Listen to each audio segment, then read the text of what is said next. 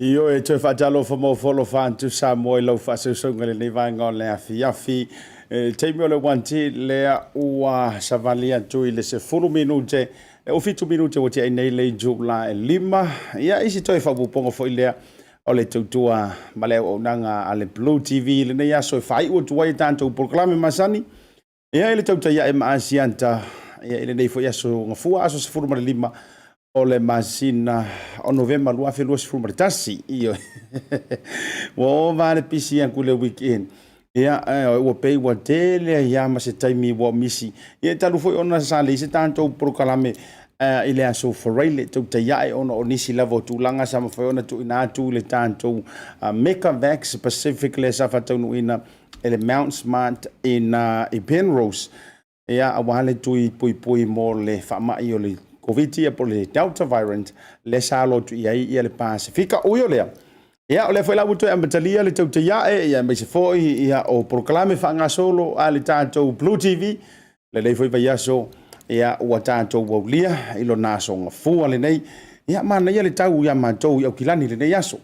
So e fata lofa ia ma ofo lofa tuai ia te o lea o mafai ona e mafuta mai ia ele tali tunga. Ia ele to tau wa whangainai sa ufa matalanga vai manatu foi ia no fatini o tau sala o sale avea ia manatu le ua lao le vasa o sui ia wa le foi wa tongi pan tau le ave le uru sa tau tongia ia antua le anga le lei o lo tanto matai sili le langi wa o mafai ona mai antu le na weekend o ala vasinga sa fiangai o a foi palopalonga sa fiangai ma oe malo ainga o oe malo nuu o oe malo e kalesia ia o le mafutanga o le fala botupotonga o le ala vale vaenga sa e fita itunga ia ile nava yaso watuana iantu e ia ilo utali tonunga mau tutu e le alo ese a o la vea i o le tanto mataisili le langi ia sa fusia ai lo soifua lau le lei ia ilo na lofa teitama ia ua le ngau whaava folau wai lo sa ele na weekend ia o le ua tātou o i whareseu ia mo tātou sa o malie masapi o malie ia ua o lea ua tu mati ia ua tu mati la fo ile anga le lo tātou tapa au siri le langi ia manatu lea ia pe o le tala ile io e faila tu matafanga ia le tonga e tausi e le ainga sa tanga loa langi ma le ainga sa tanga loa ia le lofa ma le anga le o le tātou tapa au siri le langi ia ua o le na ua vai lo tutusa so tātou mnuia tele lava le pisi o le tātou weekend sa iai e le nganta i le tui le Makavac Pacific ai fo ilava nisi o ila tou sa fe ngai matui o le na ma ua mai tala i tonu au kilani lava ia pesilia tu le lua se fulu ia nisi lava fo no foanga sa fe ngai ma le Toeaina o mamalu lau tele o tangata anu u tonu New Zealand mai si anta tou au kilani fa talo fo ia ila tou sa fe ngai ma le tui le sa fe ngai i le katoliko i St Anne's le sunga le ti akono ya tiken sanele ia ma le la tou fo i palisi ina i Russell Road le St Anne's Parish moli le nganga fa maloma le nganga fa afteitele ia mai se fo le sa maua i fuinisi o tui o Blockhouse Bay ia le tua tonga o le tu Samoa ia mani si lava ioi se ia upo masania ila ufusa le vi ma ufenga luenga tofia le tua Antonu elilo le vaia le tangata i le tino nei aele o mafai ona lilo lo lau ngaluenga ma lau tautua puno wai ele se tafanga lo tātou matai sili le langi me la lea toi fatalo fa joy proklame mo foro fa joy wo kamisia tatou proklame fo io o tele a fo ia ina saule tatou ona e mo tatou media pacifica e tonu lava tatou ala leo ia sa tautua mai ai o le tūlanga fo yo aso e tonu e se mai ai nei nisi fo isam fai ona pa au atu i nei minute ma nei tūla ona toi tu umuri mai lea ia ai o le tatou fa moe moe lava ia le Makavac Pacific ia sa mauai le whaamanuianga o le tātou BLU TV mo le Bluwave team ia nganta fo ilai leo le au unanga whaatasi ma le talanoa live ia ma le 5 tolu tasi PI o unanga whasara lau lava le tolu ia sa ai filofilo i le aso le amata mai lava i le aso wharaile ia se ia pa ia le si ui ia matapuni alo ia le whaingalo tu sa whataunuina ia e ta i so o whaatasi e le afiafi o le aso sa maka ukia fo ile tui io toi ti tau ile tolu wafe le fa ingo tui io e se le fa numero sa io sa ma fa wina peitai ia uma o kuinga ia io special thanks au te lolanga le wa mater tato pokalama me fa talofa ia au te lolanga o le wa mana ia fo se e le tanto tanonga ni si fo yo tulanga sa fe nga ye mal tanto watunu ia ile weekend na te ima vai tu nei ana tu ai le nganta o Samoa a le vatu Pacifica le antale na sila mai lunga ta sina ta o le ta muli ale na poe io o le fe au le o tangata uma lava ia volunteers sa ia le tale to sila mai e ia le nofo fa fe ngai fia ia o le vaenga le healthcare le la to providers to lua le sa ia Pacifica manisi ia o self seas lava o le to fa malo le fionga ia le malu ia ai ngata fo le fionga tuala fa pe fo ia le taringa for sa io Sean ia ma le la to fo vaenga ale self seas healthcare ia sa ila to sa tau la mo le ngata la ilia ia sa so tau au ai male vaenga ale Pacific Group le fionga fo le tamai tai pule ia ngalo male mana ia male la to fo vaenga le sa ia nala ia uma i male St John's ngai sa fa mai ai ia fa fe ngai ngo volunteers mai le Pacifica tonga fiti matu motu o medias vaenga mo fa pena o le antale na sa fai o le poina ia e fai fo i ma memories io mana tu ai fo ia le nei tu inga tele ale Pacifica ia le sa falo ia i malo le antunu ia se taimi fo i muli mai ia Pacifica Family Group that's right se taimi fo i muli mai ia le atou ai ngai video mangai kilipi o le ai ia ai manatu ia se tatou fa se mo se fa talo fa lungo tanto prokalami ia ona tu na tu ile oni so tanto footage ma se to sila mai ai ia ile sa arga karingi o Lorenzo ngasi vai fo io o le su eso no cor komiki ia to fatalo fantu mo folo fantu ai feo yo le tala le lei ia manantu fo se taimi si uyo la proclame ia ona to ai tonu ula ia le o malo le sunga le Toeaina Penisiona ia Rev fa fenga ia Masunu Utumapu ia nganta fo ilea o la sa se rua se taimi muli mai ma le sunga fa fenga ia Paulo Ieli Ia te lo mananto I la ua leo le afai masui o le tātou Pacific Leadership Forum ia ma le tātou Mekavax Pacific e momoli mato se tu matu pala ia mawhawhita ia le mamalu lau te leo le atu nuu se taimi muli mai peita pata alofa mato e o folo whantu Asiata ma le programe o le tautai ia te outou le nevanga o le afi tātou se ea tulunga e whamalo ia ilantou o loo whaipaanga ma tātou ia so uma lava iyo ia ila tau fo ia te lo tatalo ia wa fo I prokalame ali tanto Moana TV ma tanto BLU TV va talo fantu ia ile afionga ia tai mali eu tu va fosi patione ia o tasi nei to tu ia ile launga ale ru moenga to tu sa vailu ia po la fionga fo ile fofonga ole o fofonga le vai ia wa fo ile tausi puipuinga ia ile fio le tama santuala mi se inga santuala la inga falangilangi ma lole lunga le tanto programe ma lole vai te o ma falitua ia me se fo fa to ile ne ya so nei weekend pop no ola ma lole va ma futa mai nga te ile le tausi ia te sisi ia masionali ile songa me tu falitua ma sanga ia fanta tamati le lua junior va ngai mai ia va ma le to ma tanga to loa ma lole fa to ma lole on sai ia le mafuta mai nai Brisbane I au setalia io ia ma to te le lava io e se uso fo ia tau pau alema ma le masiofo ia ma fritua ia fa popo ma le no foalo lo fa tele antu proclame mo auto uma me se fo io nisi ia waka ko mazangi ia leva fa peka ika ai wo re su ngami ia le nai te mafuta ina we fo mono ia o fia wale ko kakalangi ngi me o fankalapu ama fai ma we io ma lo lava no sai ma lo fa to ia nga tailea to fina Claudia one of the Blue Table Talanoa as a co-host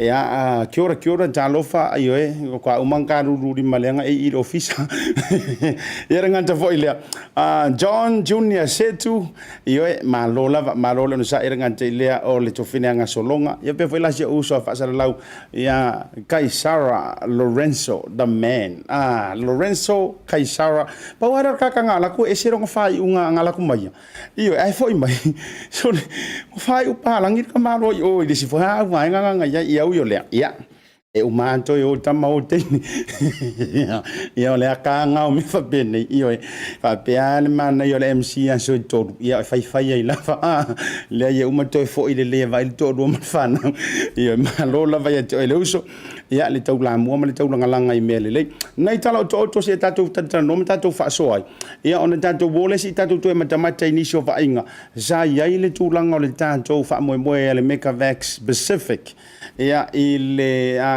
weekend na se ima vai tu nei le fa mai ai le so nafi atalo fa tu fo ile talenga ya matiu taisia ma le tausi anta faonga ia me se fo no falo malo ma futa mai ngata ile ko Apex crew ia malo lava malo le o sai malo fa to se ta fatwa utama I tala to le tu sai o nai vai nga fo isa mo me se fo yo le tu langa sai le weekend mana tua vevesi tua ine le tamu fai ngol tu ia me se fo ni so atu no le lalangi ia ai mai ta wina tu le malanga le na masi ia tua ile vang fa fire fa to ile tu sa mo tasi ile tu malo mana tu tasi ali tu malo sa va le ai filo ile fitu le ai ta pena nei mo le solo furono vas fo le tanto fa nga palo tala titi io talo fa vanga lo leota ia tia muri fanua swenki manusemi le mafuta mai Brisbane Australia me te fola nuola jai mane pitolau me to mavtang ina I Hinsville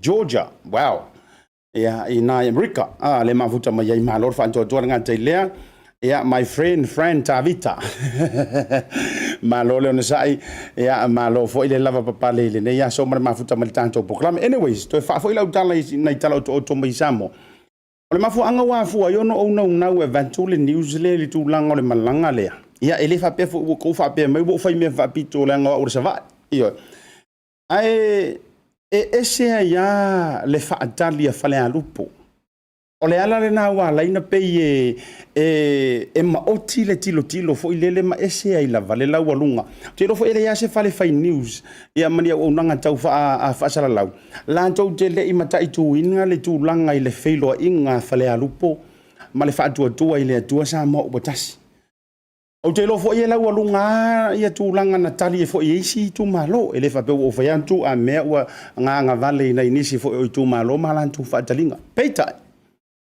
nga makua ie se ale kulanga io nga makua isi ia si ia fa le alu ai pe tai fa pe ia ai pe tai fa pe le fa ngor fa langi ngale tele na fa langi ele ai nga fo ile sa so mo i tua i si mu fa mai o si ia si ile fa la i lu ngor mo ai paka e kama sa o fa le alu leonea maianea alofi a ao le fionga le tamaita i pale mia pa sa vali lu ngor ka pe kamu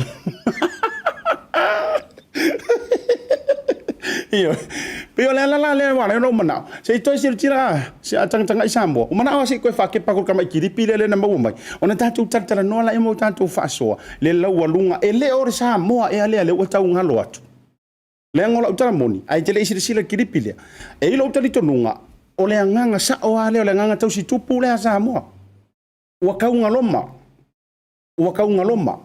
a o le nganga ka skupu ko ngale o sila fa fonga malau sisila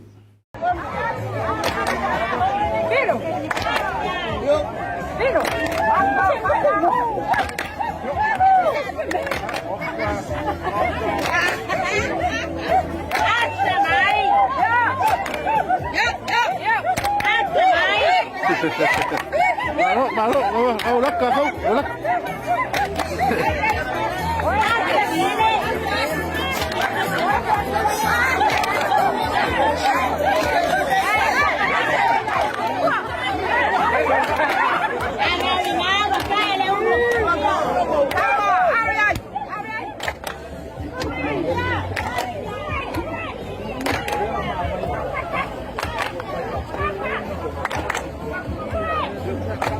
Yes, sir.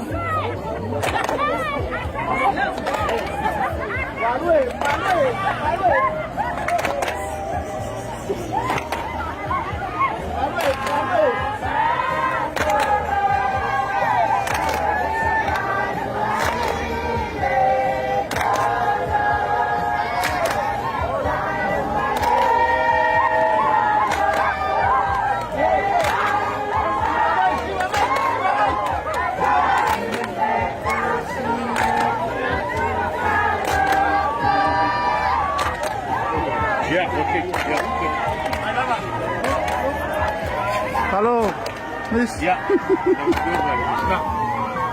Halo. Ya, halo.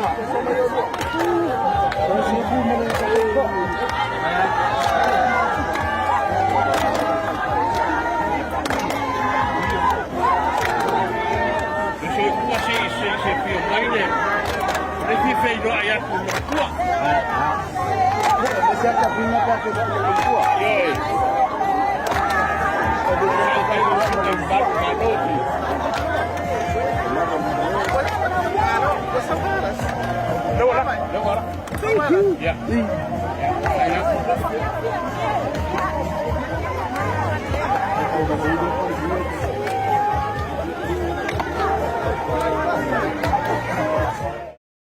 Oi, lena mana tore na we lungo le page fo le fast ia ma to telefone lan jona o sheina e ma fa ona e to si lai mai tanga ia i se taimi muli ane peita e ese ale tulanga laua lunga wa iaile si ia la fia o le fa alo fa le alupo ia tulunga fo i pa ia ainga ia awale fio au va o le tupu fa nofo ia ai ale fio le ainga sa seu manu tafa ia ai te nane o sa mi tuanai ia a fio fo ia le matua ia la mositeli ia walanga o lene tau mantau watu o le mautai titi wantoa ia fili fo ima pule tuu leana li poia ile feilo inga le ia tau si pui ia e le to pharmacy lia la mare mamalu li tapo inga ese le matango fie o le talia fale alupo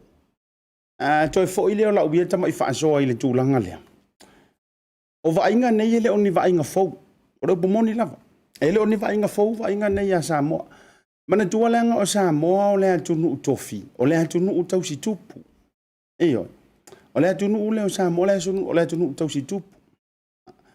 Ia e ai upu e masani o na tau whaai loi ma wha manusina la unga to e ina e whapea. I le vā o tū mua ma pule. E whanau tupu sa la whai e tausi tupu tū mua. Iyo. A fo i la le tangata i sa la whai. Nanga le teine le ala whalafa tūnga o le sa la whai fo i. Leanga la inga sa le vā lasi o la fo e tausi e sa la whai. Iyo e. Inga le vā lasi pe awhio antu ia tu loule sa o whapito. Ia na sa o whapito ia tua. Ia alanga o la tausi tua i loto whanga. Le ainga sa le vā lasi leanga o ile na fio i le teine o sa la masina. A o le vā lasi le kanguru puke i whaletoi. A maliu atu la pe tala au atu pe fio antu i sa la whai. O la ua toe fo i le mea na whanau mai ai.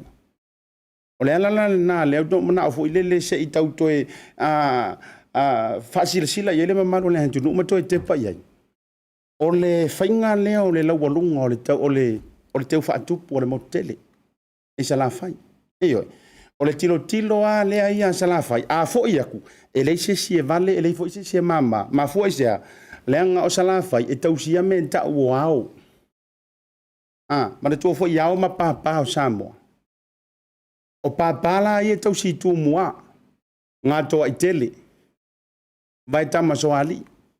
Pāpā ia. Ai a masi i sa la whai. Leila o le moku e kausia ia o Samoa. O au ia. O le au le tonu mai pea. O le au le lilo mai ava. O le au le tangaloa. O le au le whaasua i au. O au nā lai tausi sa la whai. E le fau la ia sa la whai li tūlanga tausi tupu. Ia. O tūlanga lau alunga ia. O keilo. O le whaalau i loa muli muli a lea. Le ua ia ia le whaatua tuai le tua sama uatasi. Ia. E le i... vale tu lima fo il fatto fala inga le sunga po le fionga de tai fono e mai se o tamai tai pale mia e tau alunga e fale a lupo ia ia maloi a inga ma ai be se fo ia fa masilia la e mali tapo inga e le tau se luan tu langa masani de tupu ia nga fa tupu eo ia me se fo ia langa a tala no lo ima malu ma pa ia o le tunu e na ona tafa o le malama i saua. O le ele mua malamangia o Samoa atoa o angalenga. O le luma pai o le teine o nā whanua. Na whaepa i le anga o lenga. Na tauwiloi manua malo. Awa yo ele mua surungia. Te ala foi nea laina whai upo le antunu. Ia, e na o na malama i saua surungia angalenga. Ia, o ata ia. Ia o le whanau tupu o le motu tele i sa la whai. Malo lava, malo le whaatoatua. Ia me se foi. Malo le vai mawalunga ma le sila laualunga. Pe whiwhio atu le whainga malo. Ia mana tua o le teine o la uahe e iantua. Ia, o la uahe e murifusi man tau maliu. Tau si pui e le to ma le launga. Ali i mau o whale upolu. Awa foi le fio o le sao whapito. Ia, ai ale fio si tangata malo lantou ainga o sa si tangata malo lantou wa ana tau mua lasi whainga malo. Ea a fio tupu o lo lua i sao. Ea tau si pui e to o launga. O tama maa tutua i o to o le tui antua. A o kama foi e alanga inga pāmpā o la inga sāle valasi. Ea whaatili ma le maunga. Ali mau whale upolu. Malu whale antua. Ea malo. Ua lau i tupu le tūlanga o le wha moe. Ia leanga o Samoa, e se ei, ma malu tau tupu, mana tua, e tala tau tonga, ai tau si mawaenga Samoa i ona tupu. Ia, ai ua matangofi ai le tūlanga i le talia whalea lupu. Ia, au whaarioli mai ai. Ia, le tūlanga i le lātou sui. Ia, kasi lea ko orko wha. Ia, o ngā fo i hapur karam whapene. Ia e mawai foi masinga au kama ingaki o ele te a fe wole vana e fale a rupo tele lopo ele to fale masilia lai kasila le to o e faya upo kamaya le mo enge ile panota fuyono tau finu soifua silia lai kamanga ngai faya upo ainga ia ai o manta lupe foi le fantali ia manola foi fayo o se fale a lupo pe e te mau paolo i whale alupo pe tauro ngafa i whale alupo. You should be so proud. I le whaatali le na whaatali mai ai. A kou wa ai e sa wali ngai mai e sa peka e sa ue alu to tonu ole. e sa vali rungo le red carpet. If they can do it, if America can do that to their president, if British can do that to their royal family, if Tongan can do that to their king, why can't we? Ya vai le matango fia bermana ya. Ya, o si vai ngana no mana o te faso antu ai. Ele tulang o le tali a fale alupo. Uyo lea. Ona o le o malo le sa uni e pale mai. Ai o sina tama iwa inga le sa ya ile mantou fo i weekend. Lono wing. E red carpet fale alupo mana la tau tali. Ai la ko si de sila la. Ele tali fo ila ka mai ki Pacific.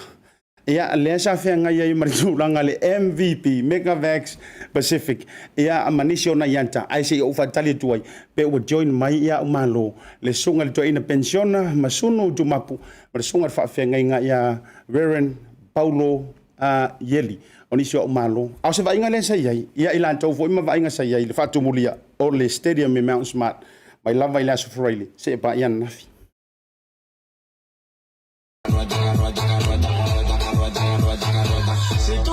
Si te lo hueso, we've got our DJing and our song entertaining us. Are you sure that you're in the right stage?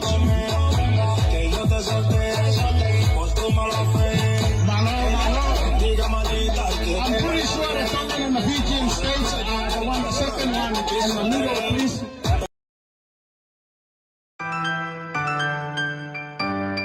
For voucher is one of the most convenient ways that I'm finding now to do my shopping here at Farmer Joe, and my sister just sent through the voucher on my cell phone, and I just come straight to Farmer Joe to do my shopping. Ole si tulanga tutusili ole tau. Ole la fo me ole pepa tala olo. Ona fa ngale fa tau i olo e nga mo ainga. I think it's really convenient for families overseas if they don't know how to help their families here. Then this is the perfect way. Mai ele sa so fu tau ele sia sa.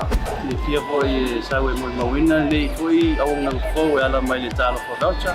Ila wana fa tau ma me te mga oi. Ile voucher. Sai mo le talo for voucher. O mo ele a posicio se o fine. So se para lo fa ngo fie. A me se le fel wa i ma le telefoni. Tai mi uma. Ai lo la fo merkes ona ino le tama ore ainga. Fa te tu la vole tal for voucher mo le foi au nang fo fa tai. Ma lu la le trong tai. Fa tai talo for voucher. Teki talo for voucher.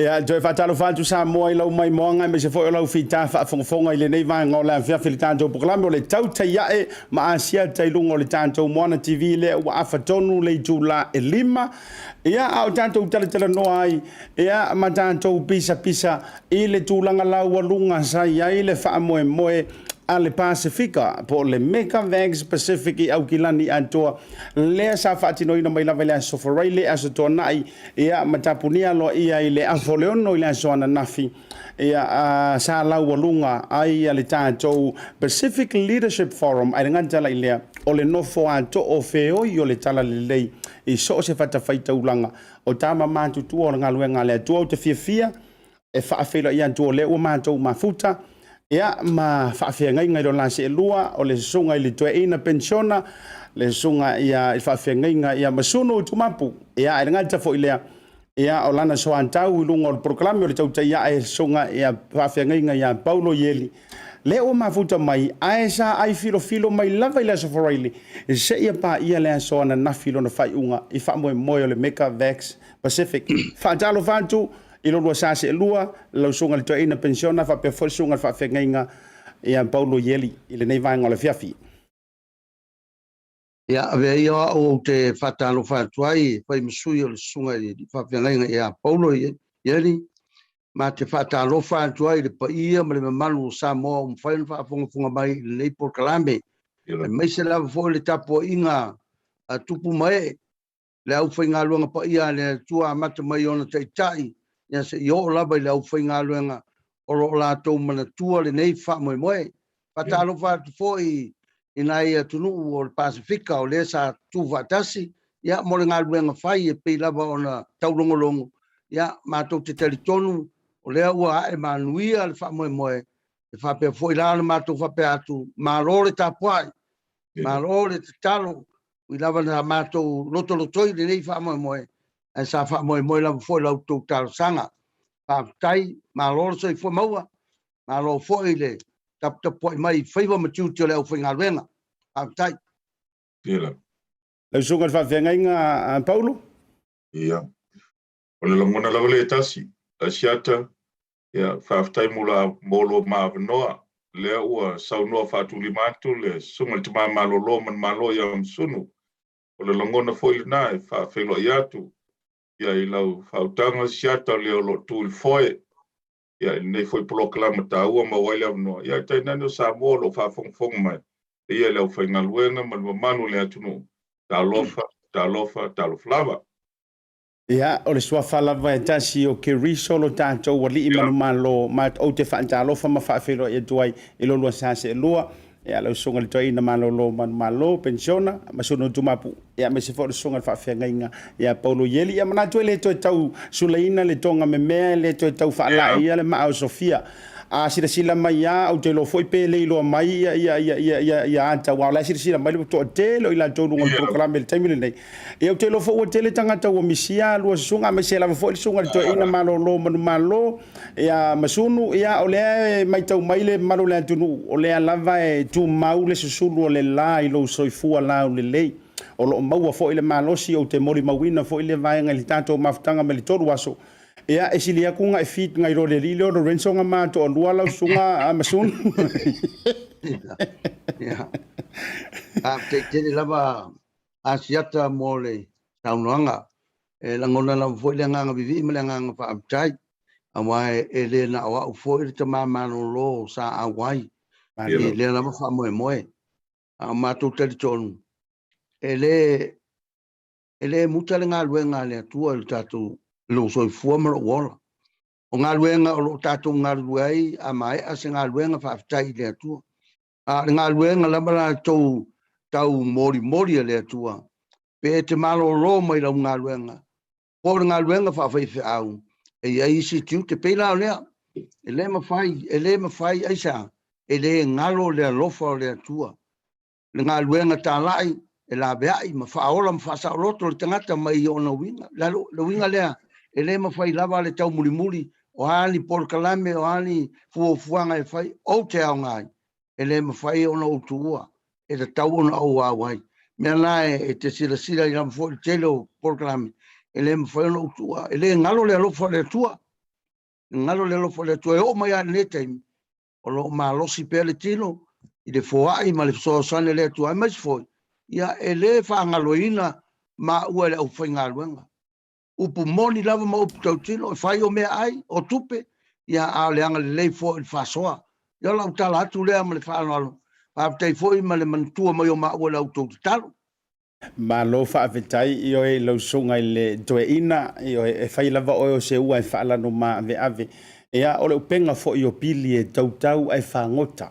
Iyo wa mai ale tautua I tūlanga ia sa a vea I foi o le upu a lipo filfilia ngaluenga le tua a le taimire nei o tautaulo upenga a o lo whangota lava ia o le foi ai whangokai markaukai ia I tūlanga te tele whapenei lau sunga a whawhenga Paulo sei whai sau noanga o le no tua lunga ata o matua wa ainga ese a o le asau o e mai tau Faale faafea ngai fo ile tau no fo ato ile paua to le mamalu o le atunu e mai sol Pasifika I tanto waso to. After Asiata. Wa o mana tua ile le taua o le ngole o fa ingoa ila po lo kalama o le Tautai. Salo le o upu ia e te tau o na ave le famo moe lea o le Pasifika Mekavex. Lea ua e Tautai. Lea ua e le ngā luenga ta malolo manu malo. E peon fetalai Asiata.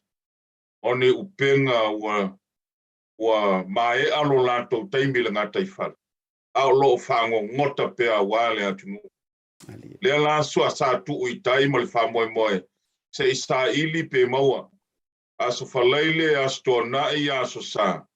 Ole mea moni. Ua peia ua te tō tātou toi fo I Samoa I le teimi o le fua. Ngā solo mai le aonga, ngā solo mai le amatanga luenga, ngā solo mai le aonga. E whapena le whelanu lanu ai. ma le matagofia o lea faamoemoe e le gata mo Samoa ia a o se ulua I taimi lea I laʻua u matamata Asiata ua lalaga faatasi ai ni atunuu se 5 ia pesile foi o le Pasifika I se faamoemoe tasi ai mai se atunuu ia lua le aga aolo ina poto atunuu ia o le Pasifika I ni faamoemoega o ni talonga e uma talonga ai taualuga I ni fusuaga I tuatu e tai le faamoemoe lea I le lalagaina faatasi o Tonga ma Samoa oka se matagofie fai ala o tala o ananafi si I mai le faleʻia o Tonga au mai a fatu tafutafu o le faleʻia o Samoa o mai loa Tonga o le almen fai o mai loa Tonga tautua I le faleʻia o Samoa e fai o le taumafa a o le pese mafaafiafia a e taualuga atu I le alofi pe o staso e se le matagofie Ke o launa fasoa Asiata fai fosi saunoaga masunu e tali o le mea lea ae e lē gata e felanulanua ia foliga ia o le alofa o le atua a o le tali atu o le atunuu faafetai ua latou tali I se feʻau taulogologo le ʻaufaigaluega Malo whaafitai I lausunga I whaafeangaiga Paulo lausunga I le Toeaina Penisiona o le Toeaina malolo manumalo au te iloa mai le ulua iaso sa tātou iai uma lava e le imisi aso e tolu o auai lava lausunga I le Toeaina e lolo wā le tau o pomoni sa vai ai lunga o penga te whailangi wale na alua tātou whaalau iloa ma tātou live na o a tātou tu ngā tau fo ile e makuasi ua ma mautinoa ile te tau sa whaafeangaiga ile tu ainga matua le wa iai le tofa ma le soifua ona au wai o wana tau whaisi lo wa mati munga mai lava le aso to anai ma se vaenga o le sapeita sa e iai le taimi antoa ma le prokalame o le a lava le whaata ua I lausunga le Toeaina e mai se o le nei tui ma le malu pui o tangatanu o le Pasifika ma Samoa Aftai Asiata mo le whaafsiri. Ia e le tau whaamalama maina foi lea vaenga I le paia ma le manu. A wā foi. E le fou le whaafafonga le tau longolongo sa mātou whia mai I le masina antoa. O le lua masina o tau longolongo pēr le nei whaamoe aisa. O le nganga o le whiau o le tala le lei. O le alofa I la vea I ma whaola le tangata. O le winga lea o le whiau tālai a le au whainga luenga. E tau atu, ma fola hatu, ina ia I loa tangata. O le mea lea na fio mai elo tātori. O le white nai o mawhau whaunga o le atunu I tui. O le mea nai tātia tu pē le tangata. A roula ngona wa uman tāpena ina lo tātori ia I rātou wa iai le poto whaapitoa o fō mai. Man tua fōi o Yesu o lesi fō mai siri lea. ali Mo whaasoa mai, lona to mai, lona mo tō whiai, la tō taua o fōmai, e poto whaapitoa, e tonga whitia, tangata, o ngā luanga whaamalo lea Yesu. Lea lau o whai e fōmai.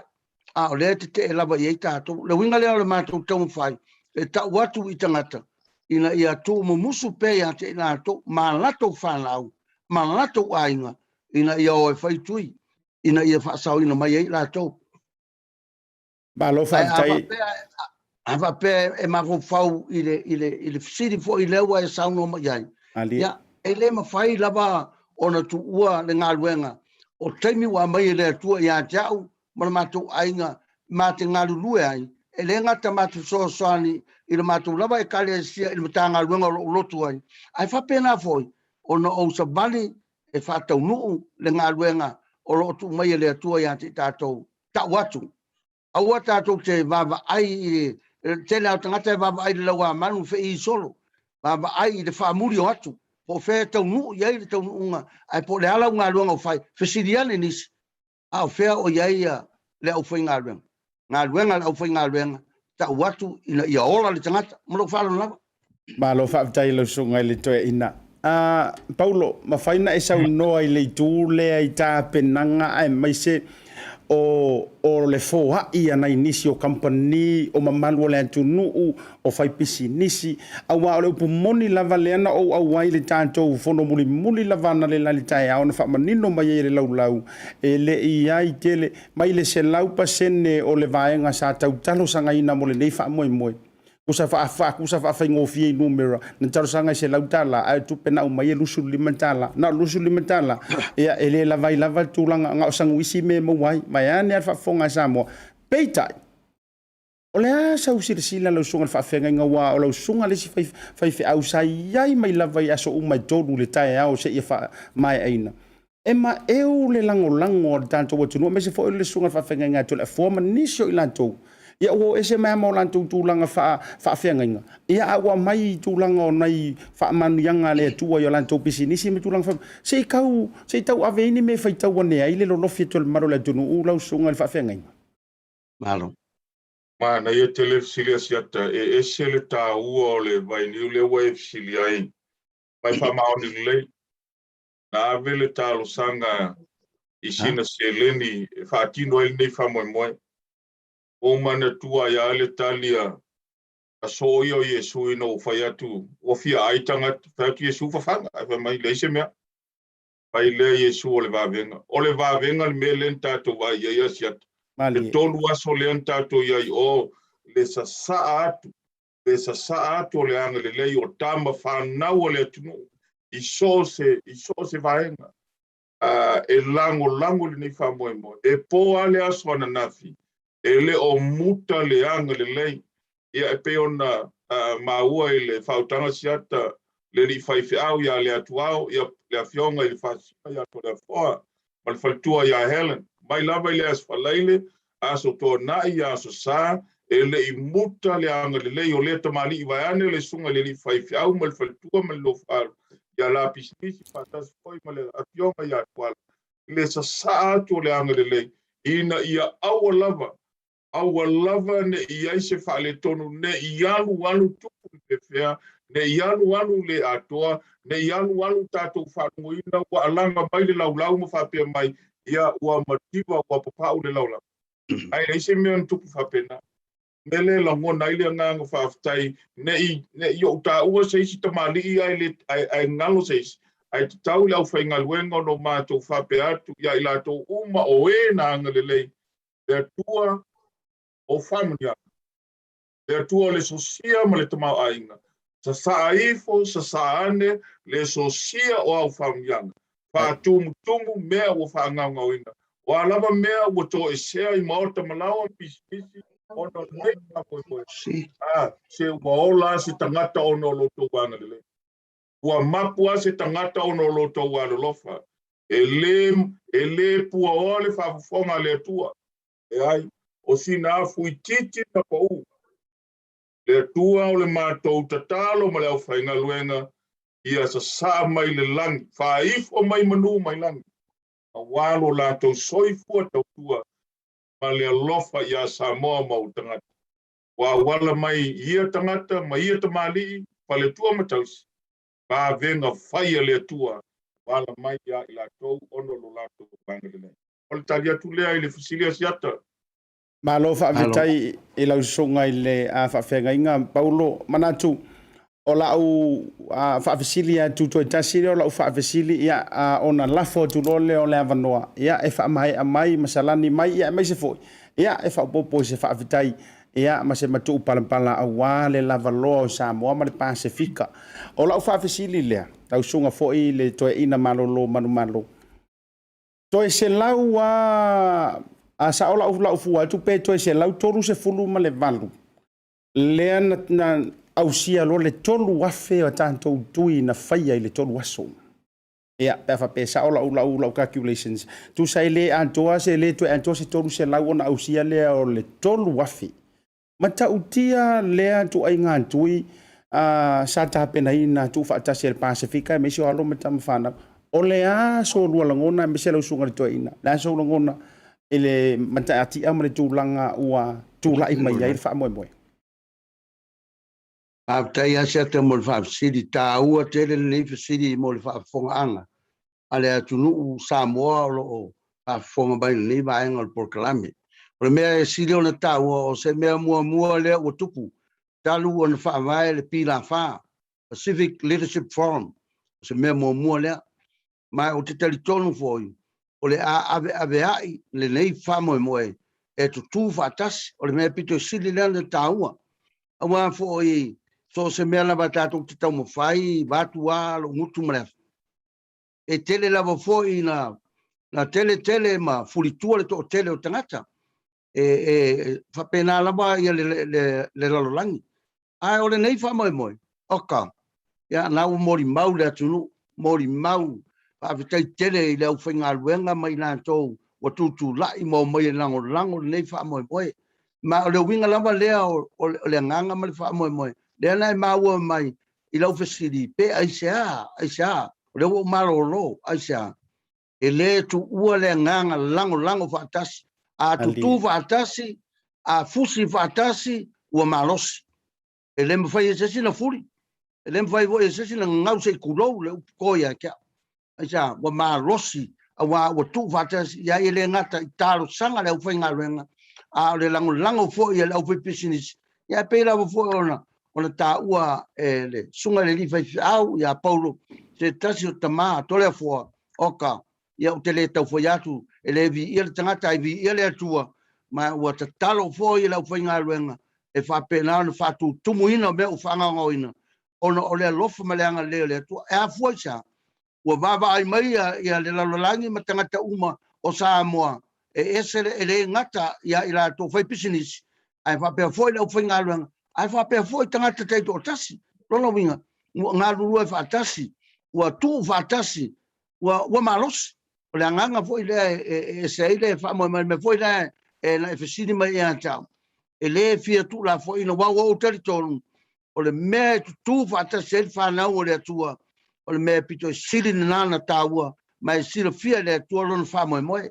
Le ala lea o te whawhitai atuai. Ma o whapea atu malole. Le lango malo le tapai malo foi le faso o mea umalawa o fanga ngao so se tasi wa lafo na maa ona o Yesu mo no finangalo e fa tu tumu le atua e ala ese family anga le tatum tai malo fa tai lau songa le Toeaina ia manatu lea lau ai fa tu na tu la no muli le lau songa Paulo ia mo le songa le Toeaina malo manu to tele ana ia tamitia onga I mai wesiliana te lo ai le fa long tata ia le mo le molan to lo fa anga ia I lau songa le Toeaina po lau songa fo il fa nga malo manu ia e fa pe foi le ko ke le ki o fila mai Asiata I lunga la ngol la to Toeaina ia sala foi lo o mai te tau lunga ina le tulanga le fa moi ia ua te tau le mo no mea e le o fanga loina foi ia na inisio no fo fa ngainga songa foi le Toeaina Penisiona ia Danielu mamea ia ale ngata foi le o le fionga I le sea ia ma le fatama ia manisi foi le songa le faafegainga ia to via o mua sa tapunia ia o toinga mala ia o tia e lama ma le to tele la vole no fo to me se fo so mali ia manatu o se fa moe ele ngata ina manuia ai o le o yaina yele mamalu o le tu le tu lango la foi le mai tau ia ai la foto fai umaya le tanto por kalame ia male se fa fitai ia Samoa male Pasifika nga tala ile ia pe ko i se pa tour ka ko fa mo pe o le afa mai ai lava ia la fai mo sa tala on da tawlunga mai le se saunuanga tu mamutua sun ia o le Asiata le umale nganga le fia e le umatala ma upo e fai le nei fa mo e peia ona lasio upo e faile alofa o le atua e le uma. E te le na walo na angarele. Tanga ima le ata le ioptua. Le ata le au whainga luenga. O e sa ai filo ma lotoi. E moni e tui na mala I le taimu a le tai au o sola na leina. O taunu ualo mātou whaalanginga. Pa whalituru ia timu ia la ina. E tina le timu manulu la. E le manolo aisha. Angol mea lai tangi ele mamoe tauna loto ye maleleo mamoe e fa pena le nei fa moe ua uma fa tai le tua ua ai manuia ane tua leo le upo le mali toa na fai a pule le ite Asiata e ua peia sei ai moe mai sala fai fa pena le matango fio le nei fa moe e pupula lo na matango fio ona o le tad mai o le tua ia ile tatalo le au whainga lue Tau ina wha leo le ngang whaftea Asiata. Tau fwena mātou whaftea atu lau whautautanga Asiata. ia me se foi o le uso ia Lorenzo o le upu moni o pe o rua le na o lai fa moi vai ane ale ia mamalu masai fa sino ia te rua oni fa tai tau tua tu upu moni a wa so longa le le ia nei fa moi ono le tau tu upu ia le tau tua mata ngo fie na fai nei fa moi ia lai lo o lua faiva na lo o lua fita i tunga iai mas yo uso ia Lorenzo mai le lima tu tasi a pia ia fa pena foi lo fautanga Asiata ma tu TV to atu le pulau pe tonu fo langona leo la fainga luenga ia tau foi no mato fa manu atu i le soifua nga lulue ma le mato talo ia fa tu muina le tua fa Sofia le tua mo ia luanga i le to fa ma fautanga ia wale tau Toeaina o le atu ia mo ata ia ma so lo manai au te lor patu ia so se fa mo a so se ata ia te tau ona ia me fa lele o e fa au pel tatu wat o le tatu te fa tali o le ale tai me tu ia le lima tau sanga sfutas o te tatu o le afa pena foi ona to yo so ile fa mo o le pila fa o le mekavex pa tali mai sambo i le aso mal temi male no fanga e fa ia o le tau i o ma fa mo ia le la sa no atu te mama malolo man malo ia e fa mutai se ma paso man fa lo fa tai ai ya malolo sa no malo foi Asiata mo le proclame taua wa Tautai ia fa mo o tu fa singa le Pasifika mai o la fo le no tala ia o esere le matango fie o le tausoa ma le amo fatasi o fa mo a fai e mana tu la matanga mai o le aso se tau nu mai lona iunga na o timunga la ali ele iai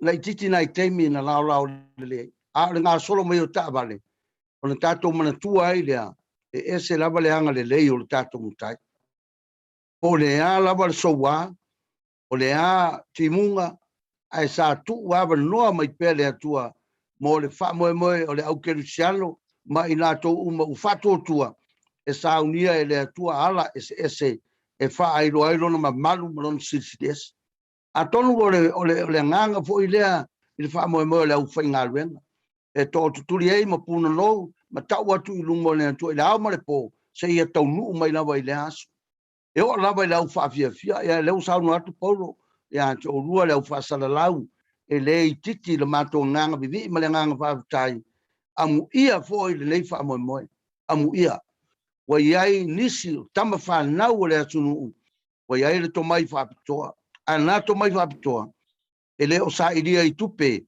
ai sa i le rofa ma le fa ma on lango ai i lona atunu ele tio fo i langa oe ya na ele tau fa mtalaina Asiata msa mo le o mta pa au mo pa ia la tau ya o ina to na uai fo fa vai mai ia le kale sia me tis le lava u lo tu lai mai o lua tama fa na o le tala le lei fa fitei tele ele ma fai na ngalo le ma fai wa e tala noa o penga o tau ya se lava le ai el tangata i lo penga e tau ala na tau wa e fai va ai to va ai pe ni fa le ton o masa sai o to fo le ai to tu foi tai ala to tu tai fa ngota pea se yo le temi o le tu fa pena se la ngona ta ua ya i matou le au foi nga renga e le ma fai o na matou tu e sea le nga luenga na to tofi e le tua e ta la i fe o le tale sa i di ma fa ola o le ale mea ua pongi e le atunu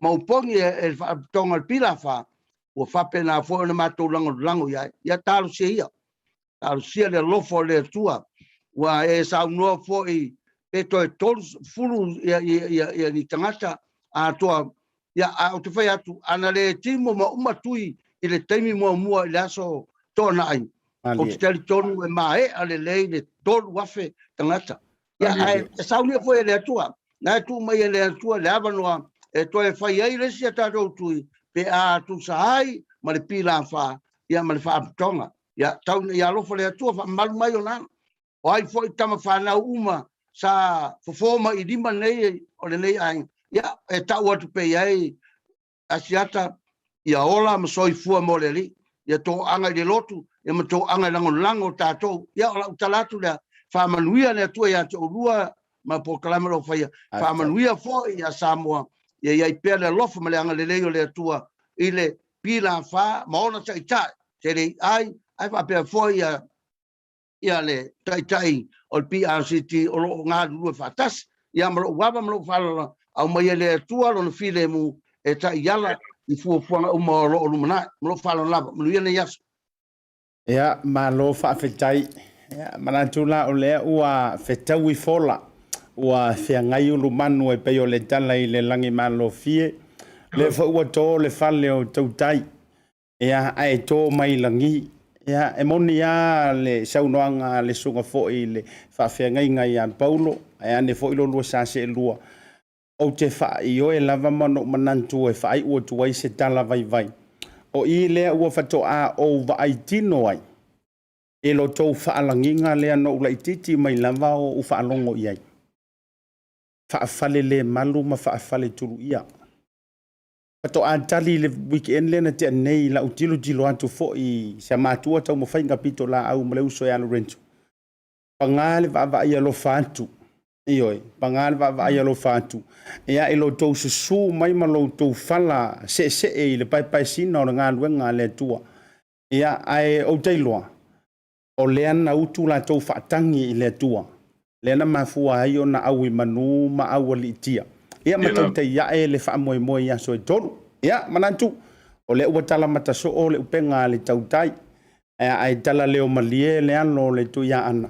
Ia ua o le ua tātou tu I tau mesina ai tepa tepa I manta ngofie. Mafua I sea.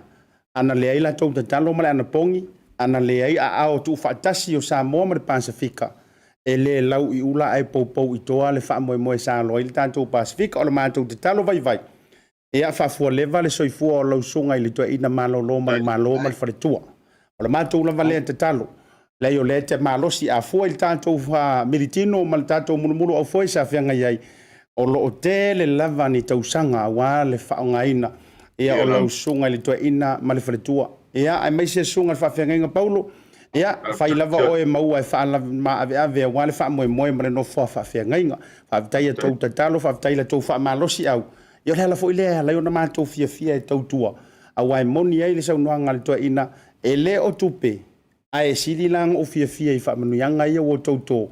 E pe o na tō le mentu upalapala o Samoa. Ia, whawhitai lea ma se wha matalanga le proklame le tau taiae. Whai alo leo, fonga tau mole mole o se uso ia Lorenzo.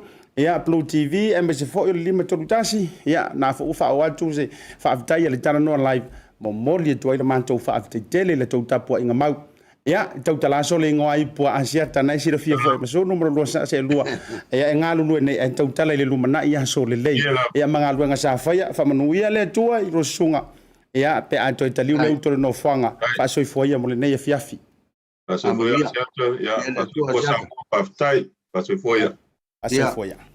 Aftai.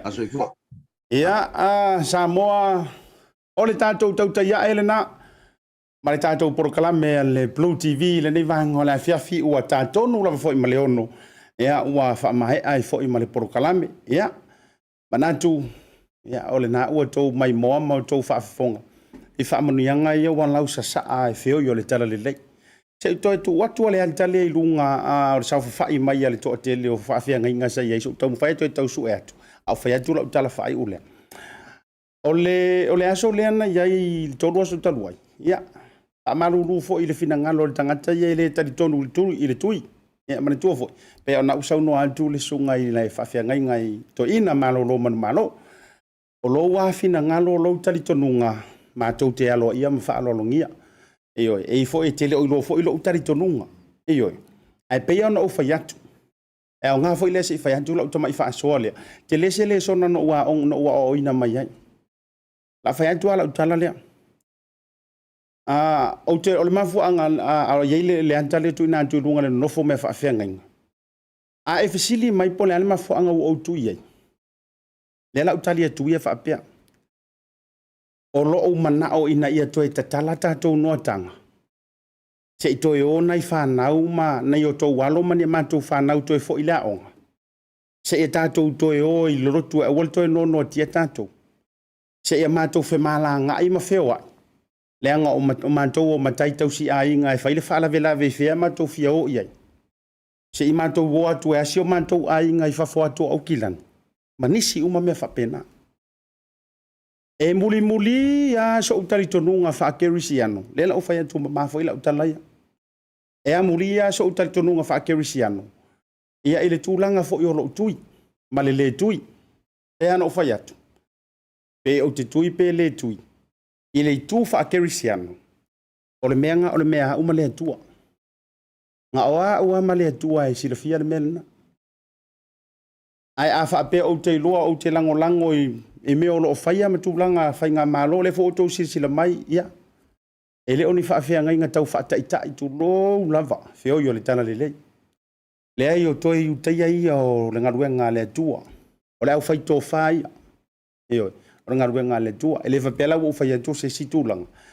Ai, e whai o tua malo utala whapea. O whai tau nisi o kōmeni fo ia la tau le au mai lunga ile tamai ad fo ile na fai dena le mate male sunga le renso e fo inis e te lola utala o lo fa no ai o lo loto ia ila to o lo fa ali mai e le fai na ia te au le tangata fa pe mai ia si le ka kaunga kui o no tulanga fa kerisiano ai fa nga mai le ngana le ngana fa alo male ngana ilo ia o ina oi a olo fai olo le sau e fai sau tui e le e te e me fai ai sau e malau fa pa a fo ile le lunga ma e fai mai ai fua manisi tu langa e le te tauna o e se fa tuala la utala e se lo fia fa so mai lo tu langa fa le nganga ile tui a o le ngana le te au mai o le leanga yo lo loto o manatu se fai o to fa pela por kalame eyo a faila o le te tau mawhai e awange i o kui inga i ola lo wanganga whaaleanga. A le leanga i o lau tala noa.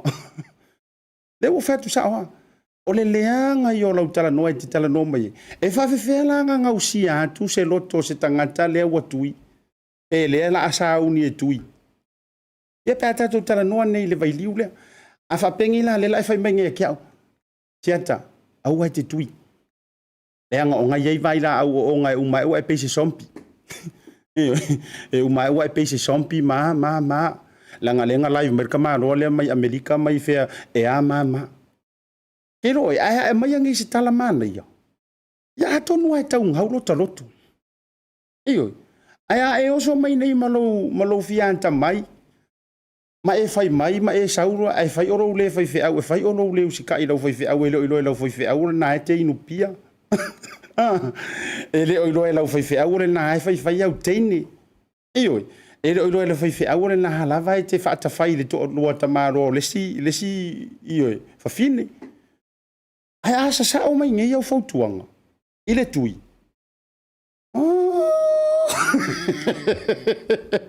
io e le o te fautuan tu ai io ai lo ai o ia ele aonga ke lo laukala malo lo mai ngofo le iyo ile tu fa le nganga le wo tra no tu lo fo ya ila to hey ngofo le alia apea au te sau te tau fai mai sau tala inga le nga ofisilia tu la ya te o fa te inga la tala le o mai tau fa no ela vanga ko mingi fo le ad na ai sau ngai la ke fai mai ke au ai o fa ki o e ye so tu si fa fo mai ia peke saungi e fa mai ke o faku o e se fai fe au ia ai longa e loko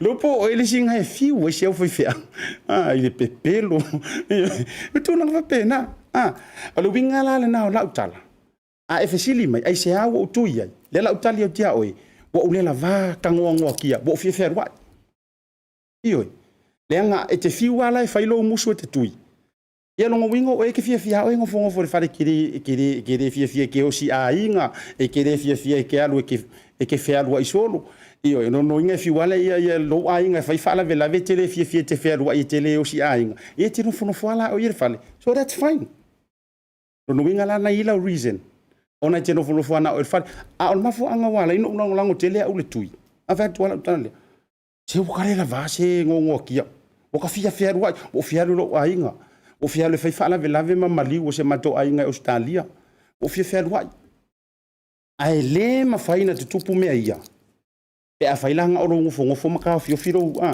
ia mango fo ilava ia ai sa oiler ko inga ia lango fo mai ai ko ai po arma mang tau ya elena fa mangaro sela manga ole tau tamali I lau fa fonga e oi tau ke lo ku uma ka fai ka uma ko spia ai yo le ia a fai e te fai o lo fai se sia tangata ma ave tatu fa na ule aonga se yo ka miki a onga ole la fa e ka miki fa longo I lau va vale pe onga ia tatu fai le na mole na tulanga ai yo le aso tayau awana ngalo so tainga male sunga le le fionga minister le fitalenga le tino ia mai e il tato wa le fionga le konesula o Samoa New Zealand le fionga falotoi so mai il tato fatala nonga le e le aso tayau wa fa mo malisi le ngata le o le ai man tato fatala nonga le aso tayau mo le au kalvo antoa lava a wala fa katoliku mo le lanto au kilani mo le lanto fa mo le malayola ia wala va tu ia va ho ngai ka mai ki wo mai ka mo fai o yo le ra ila so tayau so fo mai manuia. Telephone voucher is one of the most convenient ways that I'm finding now to do my shopping here at Farmer Joe, and my sister just sent through the voucher on my cell phone, and I just come straight to Farmer Joe to do my shopping. O le si tūlanga pitusili o le tāua. O le lafo me o le pepa tala o loa. O na whaangale e whaatau i o loa e au ngā mo le ainga. I think it's really convenient for families overseas if they don't know how to help their families here. Then this is the perfect way. Mai ai le sa sunga fua tau e le sia sa. Le fia foi sa we mo mawina le foi au nang fo e ala mai le talo for voucher. Ila wana whaatau ma me te mga oai ile voucher. Tai mo le talo pa voucher ua maua le apasusi o sewa fine. So se paro loa fai ngofie a me se le te wherua I malau telefoni tai mi uma. Ai lo le lafo me le cash o na inu e lor tamao le ainga. Whaptea tu lava le talo pa voucher mo le foi au nang fo whaptai. Ngā lua langa le tampai. Tai talo pa voucher. Teki talo pa voucher.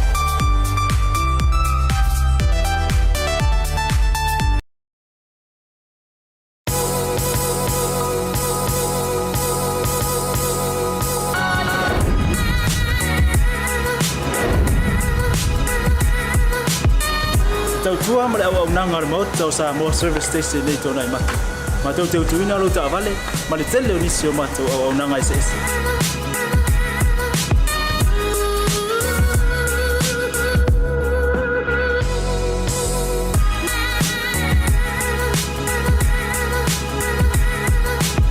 Ai le ngata foi le ma tau te sia ke ina fo I lo ta vale.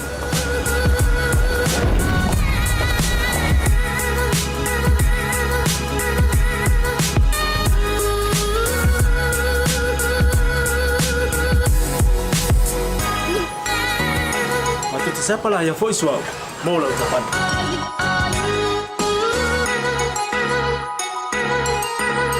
Afai foi vai pa olosa. Awala te pol ma tu te siapa lah yang foi mau lau tapan.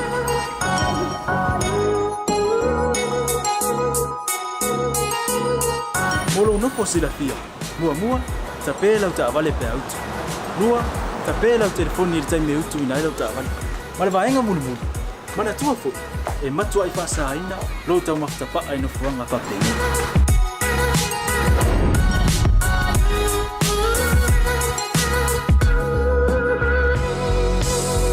Ota Samoa, ore ma ota mo Samoa. Ma do te fia e au na pe mo o Samoa. Maftaile fia mai. We'll see you again. God bless.